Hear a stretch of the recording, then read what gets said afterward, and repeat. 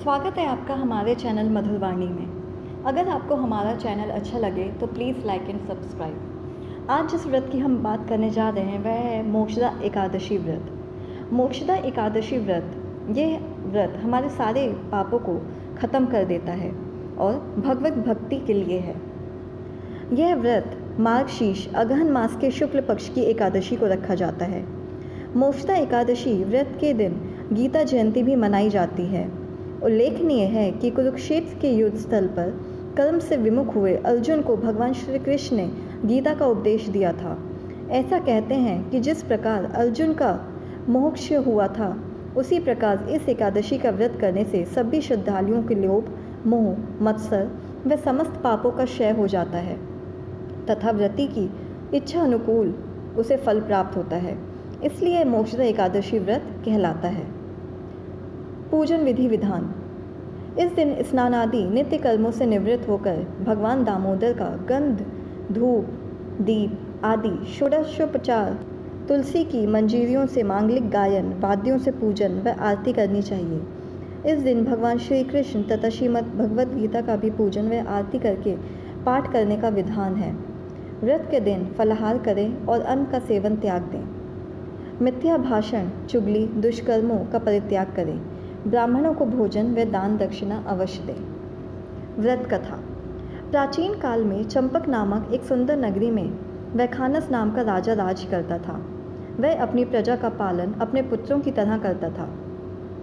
उसकी प्रजा भी उससे बहुत स्नेह रखती थी।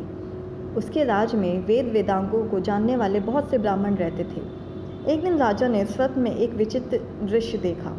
उसने देखा कि उसके पिता को नरक में घोर यातनाएं दी जा रही हैं और वे बहुत बुरी दशा में विलाप कर रहे हैं। पिता की आगयोनी में पड़े देखकर उन्हें यह वृतांत ब्राह्मणों को सुनाया और जानना चाहा कि दान, तप या व्रत जिस किसी भी रीति से मेरे पिता को नरक से मुक्ति मिले, मेरे पूर्वजों का कल्याण हो, वैसी विधि बताएं।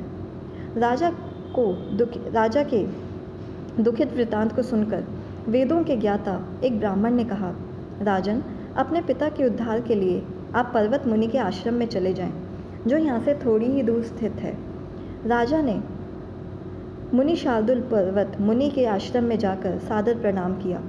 वह मुनि ऋग्वेद, सामवेद, यजुर्वेद और अथर्ववेद के ज्ञाता दूसरे ब्रह्म की तरह शोभायमान हो रहे थे।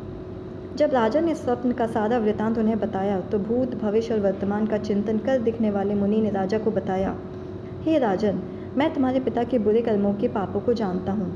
पहले जन्म में तुम्हारे पिता ने 2 पत्नियों में से कम वशीभूत होकर एक का ऋतु भंग किया था। उस कर्म से ये निरंतर नरक में दुख भोग रहे हैं। राजा ने पुनः पूछा, मुनिवर, किस दान या व्रत करने से मेरे पिता पापयुक्त नरक से छूटकर मोक्ष प्राप्त कर सकते हैं? कृपया यह उपाय बताएं। इस पर मुनिराज बोले, तुम यदि उनके लिए मार्गशीर्ष शुक्ल एकादशी का मोक्षदा व्रत करके उसका पुण्य उन्हें दान कर दो तो उसके प्रभाव से उनको मोक्ष मिल जाएगा। मुनि की सलाह से राजा ने इस एकादशी व्रत के दिन विधि पूर्वक व्रत किया और उससे अर्जित सारे पुण्य अपने पिता को दे दिए। तो स्वर्ग से फूलों की वर्षा और वैखानस का पिता अपने पुत्र को ढेरों आशीर्वाद देते हुए देवलोक चला गया।